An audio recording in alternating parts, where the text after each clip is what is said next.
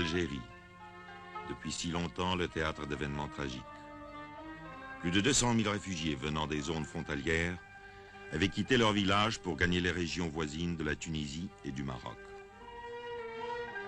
Ils n'amenaient que ce qu'ils pouvaient porter sur leurs épaules. Depuis lors, pour survivre, ils n'ont pu compter que sur la charité et la générosité de leurs frères humains.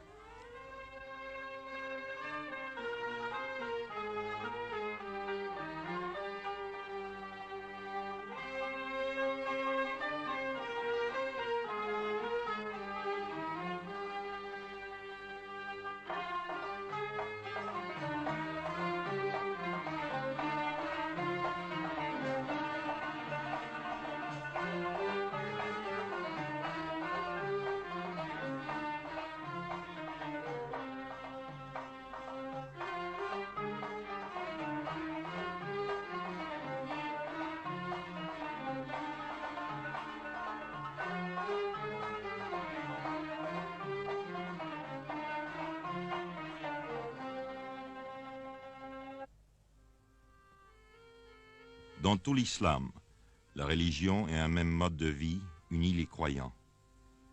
Pour le peuple musulman, une parole du prophète exprime le sentiment de leur solidarité. L'homme est à l'homme comme la pierre est à la pierre qui donne à l'autre et reçoit de l'autre la force qui fait la solidité de l'édifice. Lorsque venant d'Algérie les réfugiés arrivèrent, ils n'eurent rien à demander. La population locale partagea son pain avec eux. On les reçut comme des voisins chez des voisins.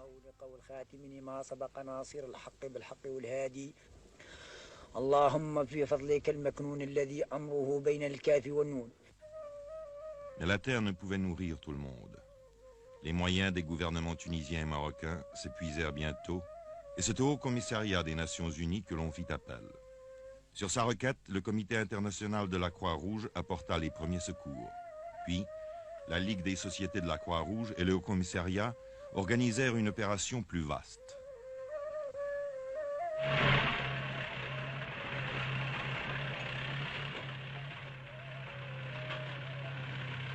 Dès lors, depuis 1959, l'aide aux réfugiés en Tunisie et au Maroc se fit principalement selon ce programme.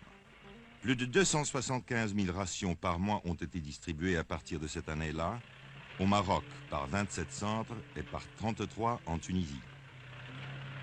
À Figuig, petite ville marocaine dans le Sahara, la distribution a lieu le 12 de chaque mois.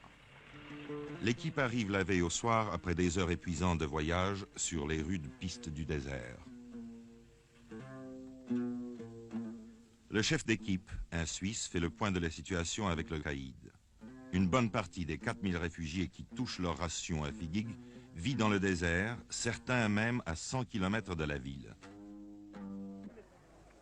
Dès que le soleil apparaît au-dessus de l'horizon, commence l'arrivée des réfugiés. Ils veulent être là dès la première heure, comme s'ils avaient peur de manquer la distribution.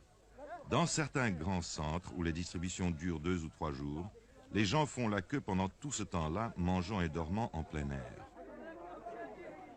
Quand l'équipe arrive au lieu de la distribution, elle s'entoure d'une clôture de barils vides.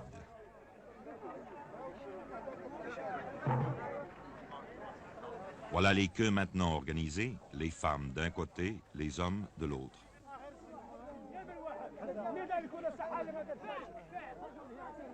Ils observent très attentivement les préparatifs. Les rations sont-elles toutes les mêmes? Ne manquera-t-il rien? Mais l'atmosphère générale est plutôt à la bonne humeur, même si parfois il faut intervenir pour prier quelqu'un de reprendre sa place dans le rang. Les vieux sont assis en cercle au milieu. Dans toutes les communautés musulmanes, les plus vieux chefs de famille sont entourés d'un grand respect. C'est pourquoi on leur laisse la priorité.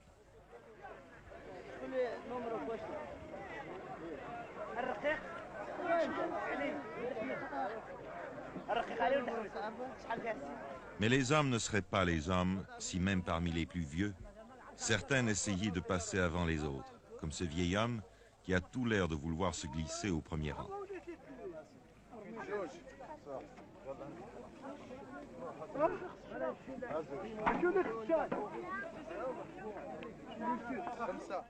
Chaque membre de la famille touche 120 grammes de savon.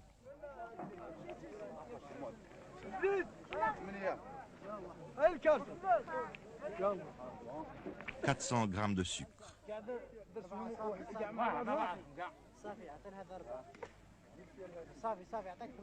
400 grammes d'huile comestible, en fait la seule matière grasse utilisée dans la cuisine arabe. Les quarts de ration sont chaque fois soigneusement pointés. Les vieux servis, vient le tour des autres. À une certaine époque, les femmes étaient servies d'abord, mais à Figuig, les chefs de famille malins envoyaient tous leurs femmes, et les hommes qui venaient des lieux les plus éloignés devaient attendre jusqu'à la fin. Aujourd'hui, 10 hommes passent après 10 femmes. Remarquez, les femmes sont toujours les clientes les plus difficiles. Une hésitation de la part d'un homme du Croissant Rouge suffit à leur délier la langue.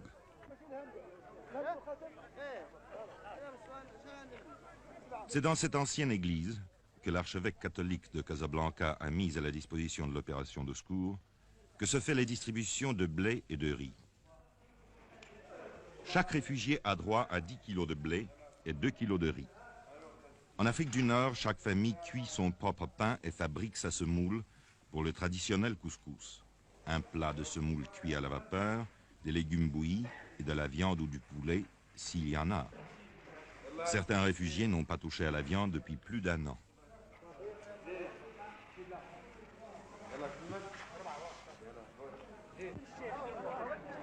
Autour de l'église, les enfants pauvres du pays viennent glaner les grains tombés.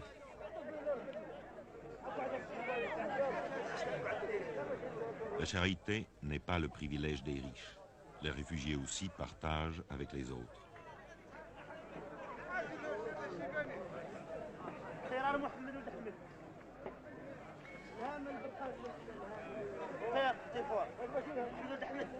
En moins de 2 heures, la distribution est faite.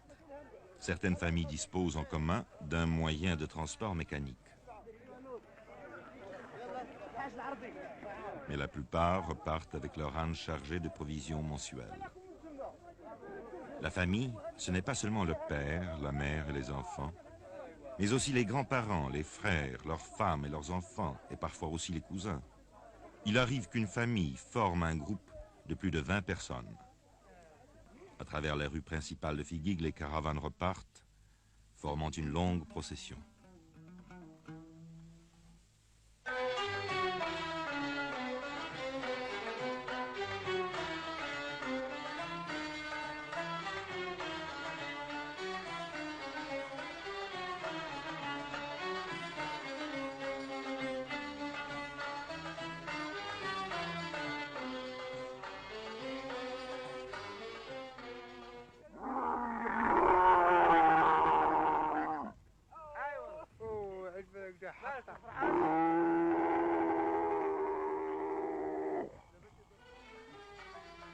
Une fois par mois, les chefs de caravanes bédouins, eux-mêmes réfugiés, ont encore des marchandises à transporter, les rations destinées à leur tribu en exil.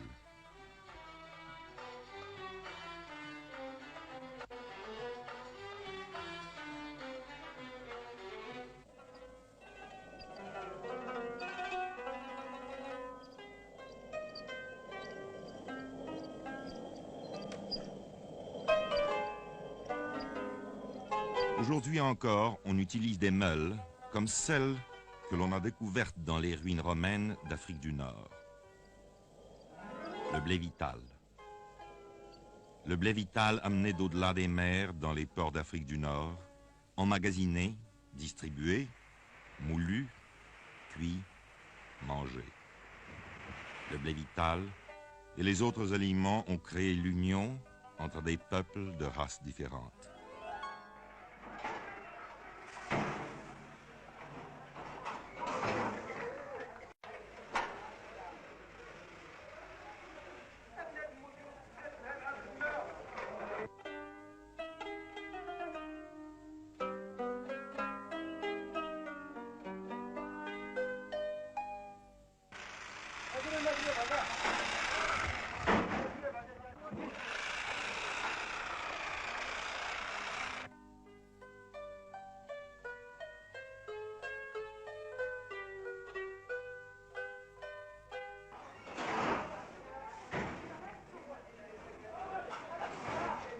L'homme est à l'homme, comme la pierre est à la pierre qui donne à l'autre et reçoit de l'autre la force qui fait l'édifice.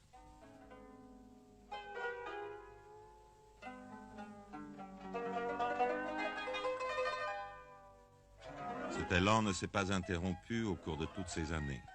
Un arrêt dans la générosité, une défaillance dans l'organisation aurait entraîné la disette et la famine. Il y a eu des moments d'angoisse.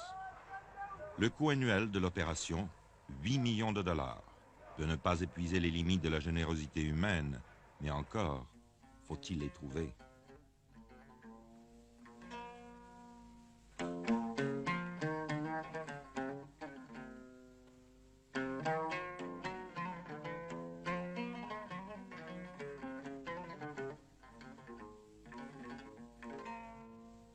On est parvenu à fournir à chaque réfugié 1540 calories par jour.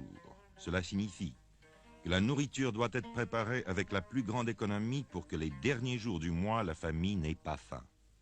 Mais cela permet de durer.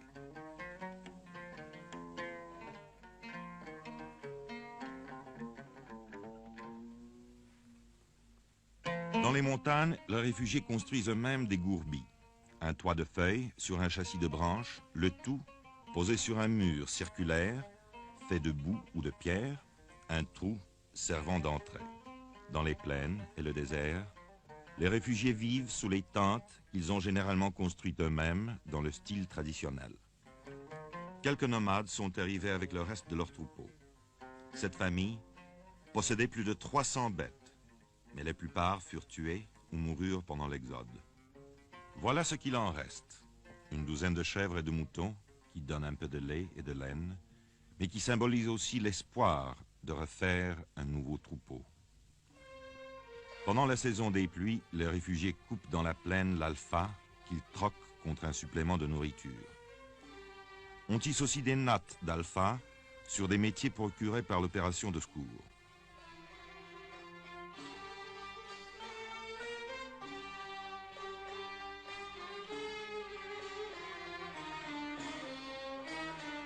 Ces nattes servent à réparer les tentes ou bien sont vendues sur les marchés locaux.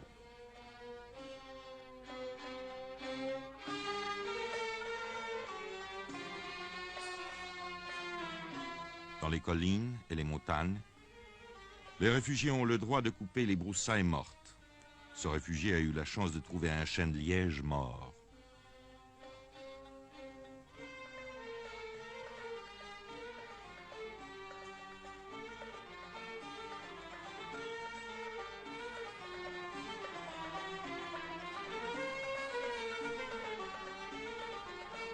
Il y en a assez pour en vendre une partie sur le marché de la ville la plus proche. Les gens de la ville ont toujours l'utilisation des broussailles.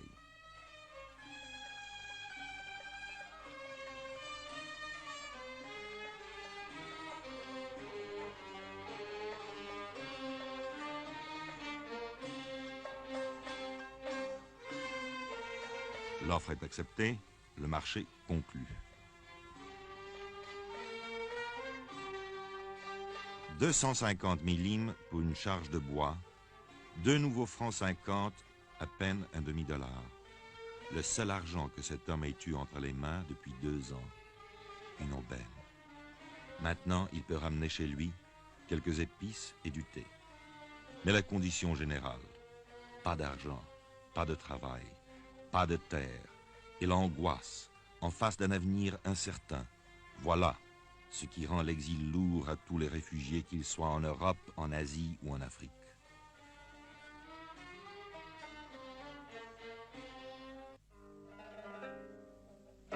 Les réfugiés dépendent entièrement du secours international.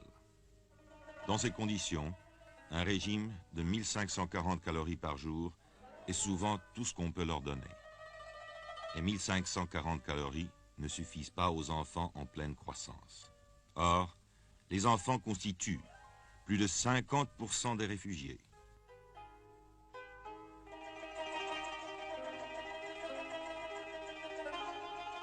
Pour eux, un effort exceptionnel a été accompli.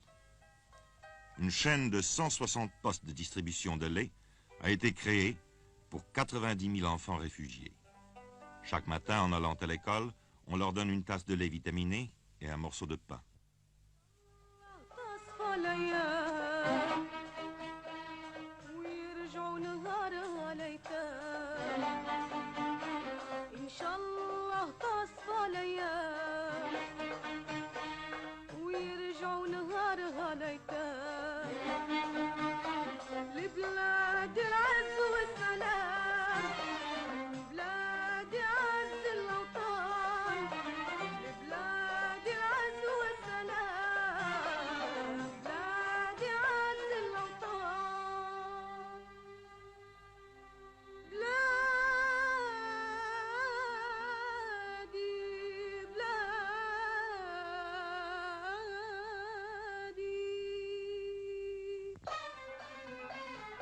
Aujourd'hui, les enfants réfugiés sont pleins de vigueur et de santé.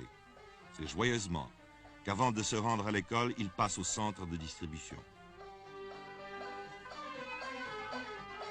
Les autorités tunisiennes et marocaines ont permis l'accès de leurs établissements scolaires à tous les enfants réfugiés. Mais, dans certains cas, il a fallu avoir recours à l'aide internationale pour améliorer les possibilités dans ce domaine.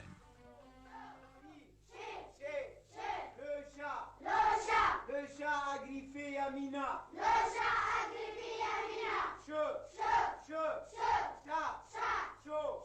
si, le chat. Il y a tant d'élèves que les cours sont donnés en 2 équipes.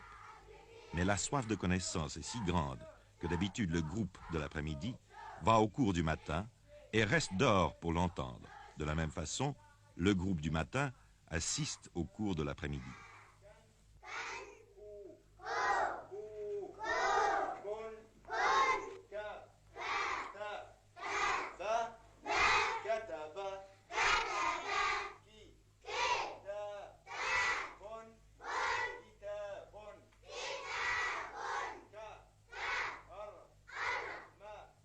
Les classes finies, pendant leurs heures de liberté, les enfants s'occupent à de petits travaux ménagers. Par exemple, ils vont puiser de l'eau.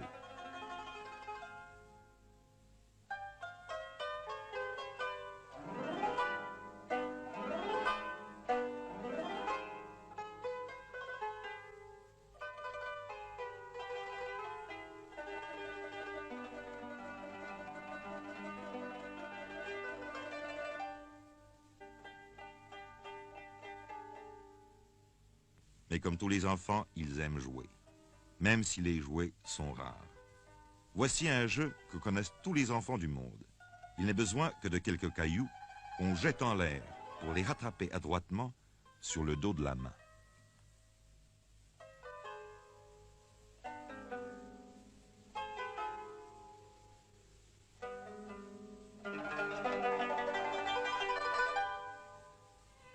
Dans les régions montagneuses et sur les hauts plateaux, là où les hivers sont très rigoureux, une autre opération a été mise en train en 1960.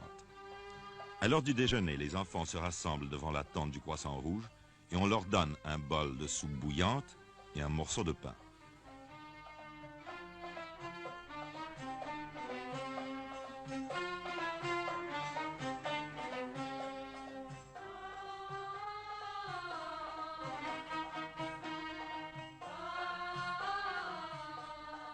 Deux fois par semaine, on ajoute de la viande.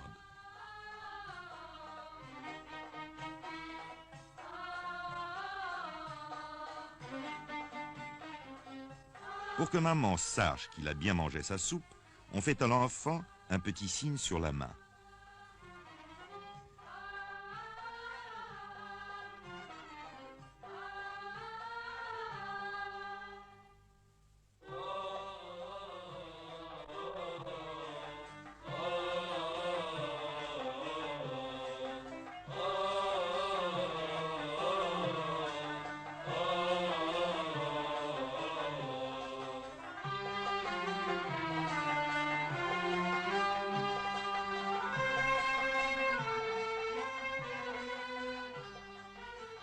Avec tant de réfugiés disséminés sur des centaines de kilomètres, il a fallu mettre sur pied un service spécial de santé. Des médecins font des tournées régulières. Les maladies les plus courantes sont le trachome, le paludisme et la tuberculose. Leur fréquence aujourd'hui a été ramenée à des proportions normales pour la région. Mais c'est là une longue bataille menée, qui fait partie de l'effort nécessaire pour élever le niveau de vie général.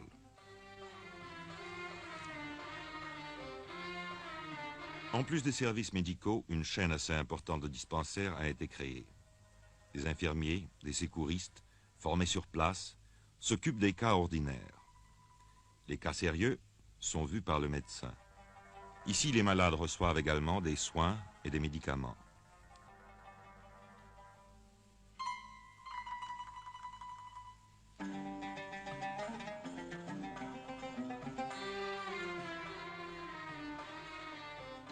Ce service sanitaire est très apprécié par les réfugiés. Dans certains centres, on soigne journellement de 300 à 400 patients.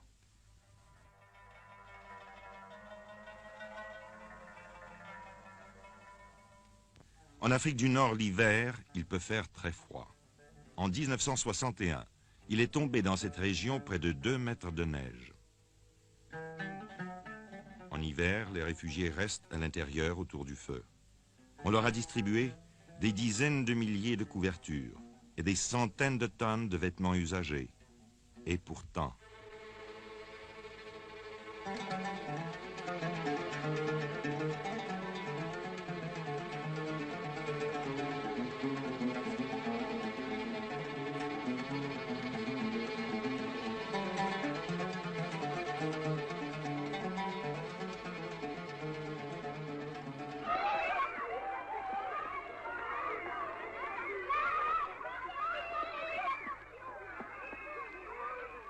Une fois par an, on donne aux enfants une kashabia. Il s'agit d'un vêtement à capuche qui les tiendra bien au chaud.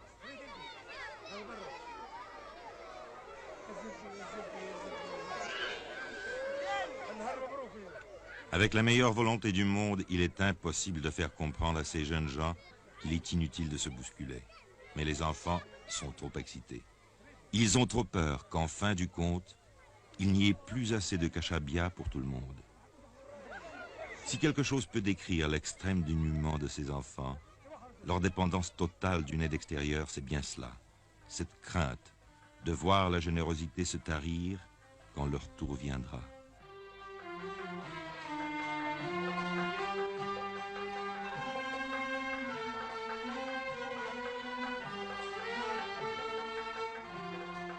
Myriam et son petit frère pleuraient à chaudes larmes pendant que les autres s'en allaient avec leur merveilleuse kashabia. Ils étaient les derniers. Mais il en reste encore. Pour lui, pour elle. Et maintenant, on sourit presque.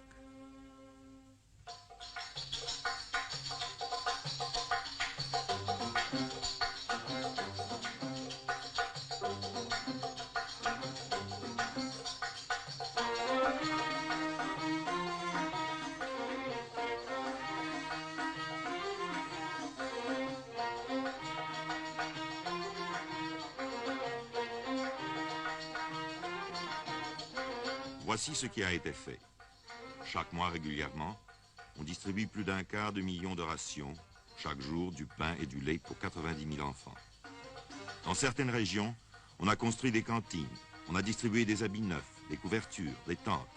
On a bâti des écoles et monté un service sanitaire moderne.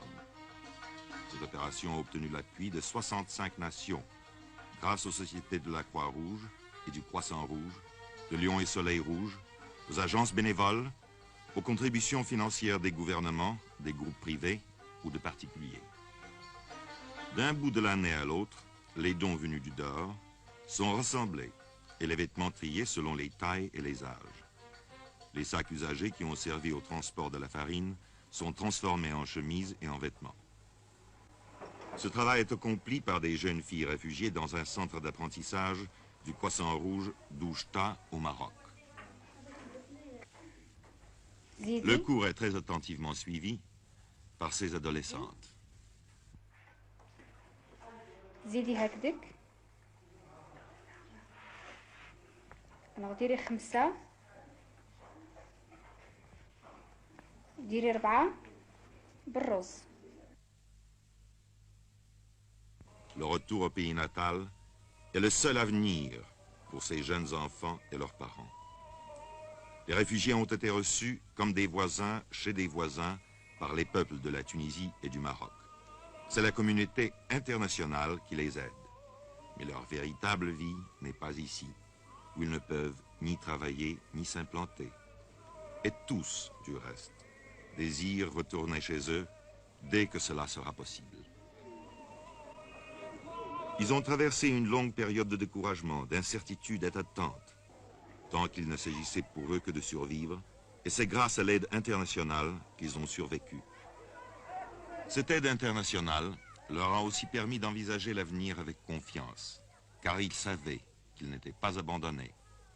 Aujourd'hui, le retour au pays natal approchant, de nouvelles questions, de nouvelles difficultés leur apparaissent. Car le pays où ils retourneront aura été abandonné pendant des années. Les puits seront écroulés, les maisons auront été détruites, la terre sera retournée en friche. Pour tout le monde, y compris les enfants, ce sera une épreuve.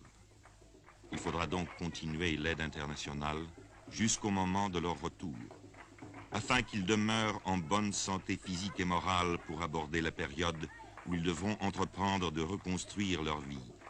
L'aide internationale devra faciliter le passage de la vie oisive du réfugié au devoir sévère qu'exige la participation de chacun en tant que membre d'une communauté vivante. Un troubadour chante l'avenir à des enfants rassemblés. Ceux qui vous ont donné, dit-il, l'ont fait avec joie. En retour, vous leur donnerez votre gratitude. Vous vous efforcerez d'oublier les temps amers et de faire en sorte que la compréhension puisse régner entre les peuples.